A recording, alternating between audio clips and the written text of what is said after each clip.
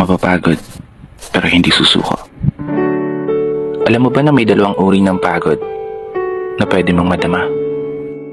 Una, yung pagod na itutulog mo lang at pagising mo, okay ka na. Pero may isang uri ng pagod na talagang kakaiba. Yun ay ang pagod na hindi nadadaan sa pahinga. Isang pagod na magpapahiwatig kung gaano kabigat ang mga problema mong daladala. Pagod na magpapanginig ng mga luha sa mata. Pagod na magdidikta sa'yo para sabihin ayaw mo na. Mapapatanong ka na lang talaga, saan nga bang direksyon ng aking mga paa? Mga paang tila pagod na sa kakahakbang. Mga paang ngimay na sa kada tapak sa baitang ng hagdan.